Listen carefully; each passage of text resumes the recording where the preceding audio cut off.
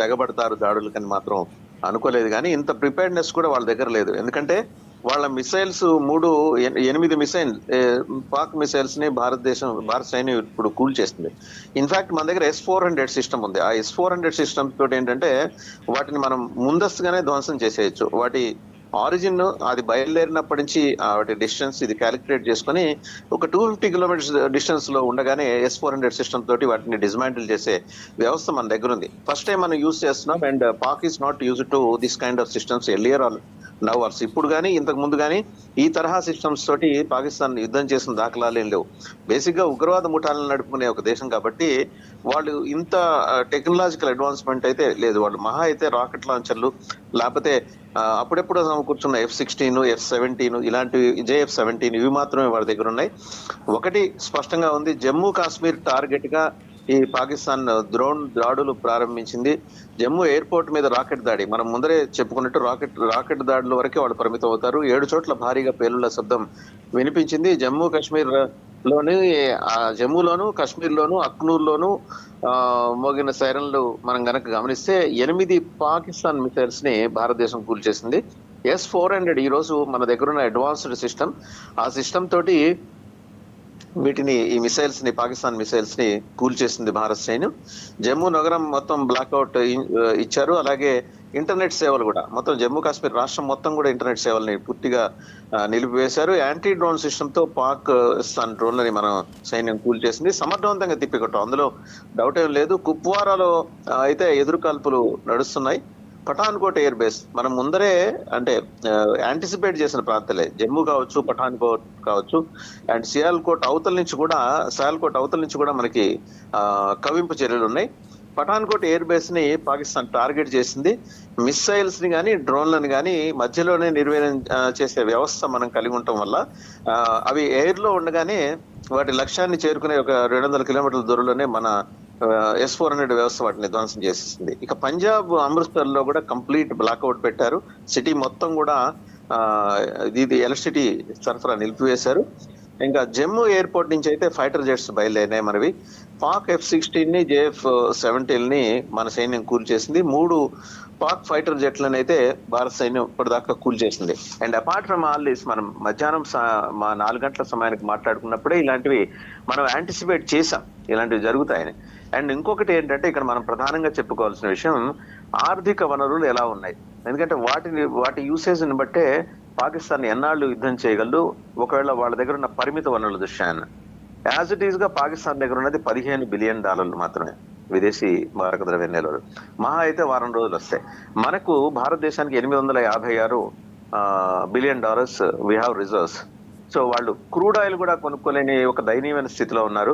వాళ్ళ దగ్గర as it is గా ఉన్న ఆయుధాలని మాత్రమే వాళ్ళు ప్రయోగిస్తున్నారు. రెండోది, ఆపరేషనల్ మెకానిజం అనే విషయంలో వాళ్ళు ఫెయిల్యూర్ స్పష్టంగా కనిపిస్తోంది. అండ్ వాళ్ళ ప్రిపేర్నెస్, వాళ్ళ డిఫెన్స్ మినిస్టర్ మాట్లాడతాడు, ఒక భారతదేశానికి చెందిన ఒక ఆంగ్ల దినపత్రిక ఇచ్చిన వార్తా కథనం ఆధారంగా సోషల్ మీడియాలో వచ్చిందే మా దగ్గర ఎవిడెన్స్. భారత విమానాలు 5ని కూల్చేసామని క్లెయిమ్ చేసుకున్నారు. ఇంతకీ క్లెయిమ్ చేసింది అంటే సోషల్ మీడియాలో వచ్చిన వార్త. అది వాళ్ళ ప్రిపేర్నెస్.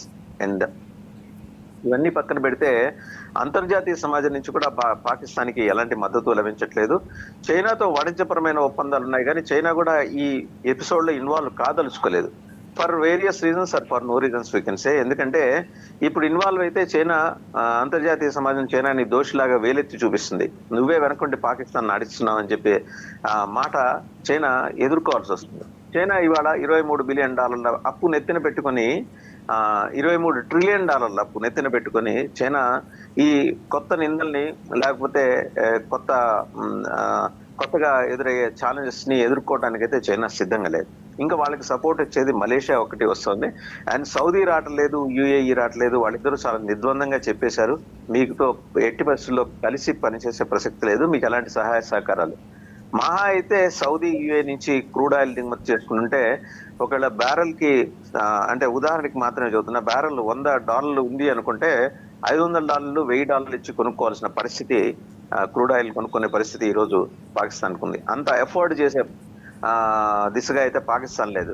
అండ్ ఇంకోటి, పాకిస్తాన్ పౌర సమాజం నుంచి ప్రతిఘటన ఎదురవుతోంది. ఆల్రెడీ అంతర్యుద్ధం దిశగా పాకిస్తాన్ నడుస్తోంది ప్రియాంక. ఎందుకంటే కిలో టమోటాలు $300, అలాగే నిత్యావసర వస్తువుల ధరలు యాజ్ గా ఈ రోజు చూస్తే చాలా దుర్మార్గంగా పెరిగిపోయినాయి. 2,900 రూపాయలు కిలో నెయ్యి, మటన్, చికెన్ రెగ్యులర్ గా అక్కడ పాకిస్తాన్ లో రెగ్యులర్ ఆహారంగా తీసుకుంటారు.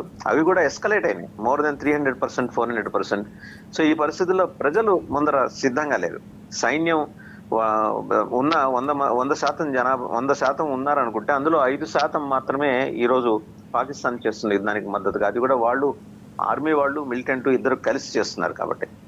అండ్ రెండోది ఏంటంటే పాకిస్తాన్ కి చెందిన 5 మంత్రులు ఇప్పటికే లండన్ పారిపోయారు. వాళ్ళు లాహోర్ ఎయిర్పోర్ట్ నుంచి ఇలాంటివన్నీ ముందరే ఊహించి. అండ్ అసెంబ్లీలో పాకిస్తాన్ జనరల్ అసెంబ్లీ, మన పార్లమెంట్ అంటాం, వాళ్ళ జనరల్ అసెంబ్లీలో కూడా దీని మీద ప్రతి విమర్శలు నడుస్తున్నాయి. ఎలక్ట్ అయిన ప్రధానమంత్రిని జైల్లో పెట్టేసి సైన్యం కొత్తగా ఒక అతన్ని తీసుకొచ్చి ప్రధానమంత్రిని చేయడాన్ని కూడా విపక్షాలు తప్పుపడుతూ వస్తున్న పరిస్థితిని చూస్తున్నాం. అండ్ ఇంకోటి, మనం మళ్ళీ తిరిగి ఈ దాడుల వ్యవహారానికి వస్తే కనుక సమర్థవంతంగా తిప్పికొట్టడానికి కావాల్సినంత మెకానిజం మనకి సపోర్ట్ సిఐఏ నుంచి ఉంది, central intelligence of America. And అదే సందర్భంలో ఇజ్రాయెల్ మొసాద్, యుఎస్ఏ నుంచి నావీ సీల్స్, వీళ్ళు అంటే ఎయిర్ బేస్ మీద స్ట్రైక్స్ అలాంటివి మనం ఇక్కడి నుంచి తిప్పి కొడతాం. అండ్ స్ట్రాటజిక్ సపోర్ట్ మనకు 3 పెద్ద ఇంటెలిజెన్స్ ఏజెన్సీ, 3 లేదా 4, రష్యా KGB కూడా మనకు సపోర్ట్ ఉంది. పుతిన్ ఆయన భరోసా ఇచ్చారు. అండ్ ఇజ్రాయెల్ మొసాద్ మన ఎంబడి నిలిచింది. యుఎస్ నావీ సీల్స్ కూడా భారతీయ ఆవిడ తులసి గబార్డ్ నుంచి, she's the chief national security adviser, like మనకు అజిత్ దోవల్ లాగా. ఆవిడ she's monitoring some 17 intelligence agencies across USA. ఆవిడ భరోసా ఇచ్చారు. ప్రతి టెర్రరిస్ట్ చర్యను కూడా ప్రతి దేశం, ఈ 3-4 దేశాలు ఇంటెలిజెన్స్ ఏజెన్సీలు చాలా సమగ్రంగా మానిటర్ చేస్తున్నాయి. ప్రతిదీ మ్యాప్ చేస్తున్నాయి, టార్గెట్స్ ఫిక్స్ చేస్తున్నాయి. దీనికి ఇంతకింత ప్రతీకార దాడి అయితే ఖచ్చితంగా ఉంటుంది. అండ్ ఇది యాంటిసిపేట్ చేసింది కాబట్టి మనం వాటిని మార్గం మధ్యలోనే వాటిని ధ్వంసం చేయగలిగాం ప్రియాంక. వాస్తవం అయితే ఈ ఎఫెక్ట్ పాకిస్తాన్ నుండి జరుగుతున్న దాడుల నేపథ్యంలో ధర్మశాలలో ప్రస్తుతం జరుగుతున్న ఢిల్లీ పంజాబ్ IPL మ్యాచ్ను కూడా నిలిపివేసినట్లుగా సమాచారం అందుతోంది. పూర్తి అప్డేట్స్ ఏంటి? నిలిపేశారండి, ఎందుకంటే it is not the right time to go for a match. మీకు దీనికన్నా ముందు ఏంటంటే పాకిస్తాన్ తన క్రికెట్ టీంని సేఫ్ జోన్ లోకి తీసుకెళ్లిపోయింది. ఇప్పటికే అందిన అప్డేట్ ప్రకారం సేఫ్ జోన్ లోకి తీసుకెళ్ళింది. ఆర్మీ బేస్ లో వాళ్ళని దాచి ఉంచారు. ఎందుకంటే వాళ్ళు మూవ్మెంట్స్ బయటకు వస్తే వాళ్ళ మీద ఎక్కడి నుంచి దాడులు జరుగుతాయి అంటే సివిలియన్స్ నుంచి కూడా దాడులు జరిగే ప్రమాదం ఉంది. మీకు ఇంకొక విషయం, కేవలం క్రికెట్ మ్యాచే కాకుండా మనం ఖైబర్ పఖ్తూన్ఖ్వా అండ్ అలాగే బెలూచిస్తాన్ ప్రావిన్సెస్ నుంచి కూడా పాకిస్తాన్ తీవ్రమైన ప్రతిఘటన ఎదుర్కొంటుంది. West part of Pakistan. ఈ రోజు ఉదయం మనం చూసాం, బెలూచిస్తాన్ లిబరేషన్ ఆర్మీ BLA మొత్తం 12 మంది జవాన్లని ప్రయాణిస్తున్న పాకిస్తాన్ ఆర్మీ జవాన్లు ప్రయాణిస్తున్న వాహనాన్ని పేల్చేసింది. వాళ్ళ చాలా మంది, 30 మంది దాకా ఆ ట్రూప్ లో గాయపడ్డారు. ఒక వారం 10 రోజులు కూడా కాలేదు, వాళ్ళు జాఫర్ ఎక్స్ప్రెస్ ని హైజాక్ చేసి అందులో ఉన్న 17 మంది జవాన్లను కాల్చేశారు. సో పాకిస్తాన్ ఈ రోజు అంతర్యుద్ధాన్ని ఫేస్ చేస్తుంది. అంటే అంతర్యుద్ధాన్ని ఫేస్ చేస్తున్నట్టు అది స్పష్టంగా కనిపిస్తుంది. అక్కడ వాళ్ళని ఎదుర్కోవటమా, బయట ఉన్న మనల్ని ఎదుర్కోవటమా అనే సందిగ్ధత ఉంది. నేను ఇందాకే చెప్పినట్టు వాళ్ళ దగ్గర ఉన్న ఫారిన్ ఎక్స్చేంజ్ రిజర్వ్స్ గణనీయంగా పడిపోతున్నాయి. ఇప్పుడు యాజ్ ఇట్ ఈస్ గా నేను మధ్యాహ్నం నా దగ్గర ఉన్న సమాచారం ప్రకారం $15 బిలియన్ మాత్రమే ఉంది. అది ఈ పాటికి ఇంకా తరిగిపోయి ఉంటుంది. వాళ్ళు సైన్యానికి వెచ్చించే డబ్బు మాక్సిమం 1 వీక్ ఎంత జాగ్రత్తగా చూసుకున్నారు. సో వాళ్ళ దగ్గర ఉన్న ఆయుధాలు వినియోగించుకోవటం మహా అయితే 2-3 రోజులు వాళ్ళు చేయొచ్చు. అలాగని శత్రువుని తక్కువ అంచనా వేయడానికి వెళ్ళలేదు. వాళ్ళ దొడ్డిలో ఉన్న స్లీపర్ సెల్స్ ని యాక్టివేట్ చేసి హైదరాబాద్ లాంటి చోట్ల విధ్వంస కార్యకలాపాలకు పాల్పడే అవకాశాన్ని కూడా తోసిపుచ్చలేమని సీనియర్ పోలీస్ అధికారులు, మాజీ DGPలు కూడా చెప్తూ వస్తున్నారు. అంటే అలాగని యాజ్ ఇట్ ఈస్ గా మనకేం థ్రెట్ లేదు. మనకి we have 5 layer defence security system, మొత్తం 5 అంచెల రక్షణ వ్యవస్థ ఉంది. మనకి vital installations across the country, మనకి ఈస్ట్ కోస్ట్ లో చూసినా వెస్ట్ కోస్ట్ లో చూసినా వైటల్ ఇన్స్టలేషన్స్ ఉన్నాయి, నావల్ బేస్లు ఉన్నాయి, ఎయిర్ బేస్లు ఉన్నాయి. వీటన్నిటిని కూడా కాపాడుకోగల సత్తా, సామర్థ్యం అన్ని మనకున్నాయి ప్రియాంక. వాస్తవం చెప్పండి, అయితే జమ్మూ కాశ్మీర్లో ఇప్పటికే ఇంటర్నెట్ సేవలు కూడా నిలిపివేసినట్లుగా తెలుస్తోంది. అలాగే భారత్ ఆర్మీ స్థావరాలపై పాక్ దాడి చేసే యత్నించే అవకాశం ఎంతవరకు ఉంది? డెఫినెట్ గా దే డూ అటెంప్ట్ అండి. ఎందుకంటే నేను ఇందాకే చెప్పినట్టు వాళ్ళ చివరి రక్త బొట్టు దాకా వాళ్ళు ఉగ్రవాదులు అనిండి, శత్రువులు అనిండి, చివరి రక్త బొట్టు దాకా వాళ్ళు పోరాడతారు. నిన్ననే ప్రధానమంత్రి షహబాజ్ షరీఫ్, ఆయన పాపం ఆరోగ్యం బాగోలేదు, చెప్పుకోలేని కారణాలు ఇచ్చి ఆయన హాస్పిటలైజ్ అయి ఉన్నారు. ఆయన బలవంతంగా ఆర్మీ తీసుకొచ్చి ప్రెస్ మీట్ పెట్టించింది. ఆ తర్వాత సబ్సిక్వెంట్ గా he has addressed the political affairs committee అండి. నిన్న Pakistan political affairs committee meeting address చేసి మొత్తం మనం చివరి రక్తపొట్టు దాకా మనం పోరాడాల్సిందే అన్నాడు, కానీ మనం గెలిచి తీరుతాం అనే మాట ఆయన నోటి నుంచి రాలా. And Munir vent missing. Pakistan army chief general Syed Asim Munir, ఆయన కనబడుట లేదు ప్రస్తుతానికి. ఆయన ఎక్కడున్నారు, ఆయన ఆచూకీ తెలియట్లేదు. ఆయన పేరుతో ప్రకటనలు అయితే వస్తున్నాయి. అండ్ అలాగే టెర్రరిస్ట్ క్యాంప్స్ నుంచి సపోర్ట్ వస్తుంది అనుకున్న క్రమంలో వాళ్ళు కూడా వాళ్ళు ఫ్యామిలీస్ ని, బంధువుల్ని కోల్పోయి వాళ్ళు దిగాలుగా కూర్చున్నారు. మసూద్ అజహర్ నిజంగా బతుకున్నాడో లేదో తెలియదు, కానీ ఆయన పేరుతో నిన్న బీబీసీ ఉర్దూకి ఇచ్చిన ఒక ఇంటర్వ్యూ కనుక మనం చూస్తే దాంట్లో స్పష్టంగా చెప్పింది, నన్ను ఒక్కడిని అనవసరంగా వదిలిపెట్టారు, ఇంతకింత అనుభవిస్తారంటూ మన ప్రధానమంత్రి మోదీని హెచ్చరించడం.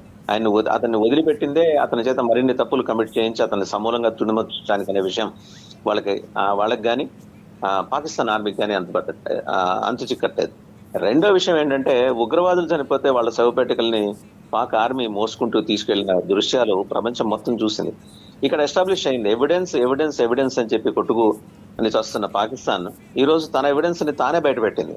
ఉగ్రవాదులకి తనకున్న సంబంధాన్ని, అన్నదమ్ముల్లాగా ఆర్మీ ఉగ్రవాదులు కలిసి తిరగటం, వాళ్ళకి శ్రద్ధాంజలి ఘటిస్తూ వాళ్ళకి అంతిమ సంస్కారాలు నిర్వహించే విషయంలో జస్ట్ ఒక సైనిక వందనం ఎవరికి దక్కుతుందంటే అమరవీరులకు దక్కుతుంది, కానీ ఉగ్రవాదులకు దక్కదు. కానీ వాళ్ళు ఉగ్రవాదులకి సైనిక వందనం ఇచ్చి మరీ వాళ్ళ అంత్యక్రియలు నిర్వహించారు. అండ్ రెండోది, ఈ దాడి మనం ఊహించిందే కారణం కూడా కల్నల్ వివి రావు, రిటైర్డ్ కల్నల్, ఆయన ఈరోజు ఉదయమే చెప్పారు, జనరల్ గా వాళ్ళ అంతిమ సంస్కారాలు ఖననము అనేది వాళ్ళ సంప్రదాయం ప్రకారం జరిగిన తర్వాత మూడో రోజు మృతుల ఆత్మశాంతి కోసం ప్రార్థన చేస్తారు కబర్స్థాన్ వెళ్ళి. అప్పుడు కల్మా చదువుతారు. కల్మా చదివేప్పుడు వాళ్ళు ఒక ప్రతిజ్ఞ తీసుకుంటారు, దీనికి ప్రతీకారం తీర్చుకుంటామని. అందులో భాగంగానే ఇది ఈ రోజు జమ్మూ అండ్ అమృత్సర్ అలాగే అఖ్నూర్ సెక్టర్స్ లో జరిగిన ఈ దాడులుగా మనం చూడాల్సి ఉంటుంది ప్రియాంక. అండ్ రెండో విషయం ఏంటంటే, వాళ్ళు రేపు కూడా ఇలాంటి దాడులకు తెప్పడే అవకాశం ఉంది. Right Vasudevan, thank you.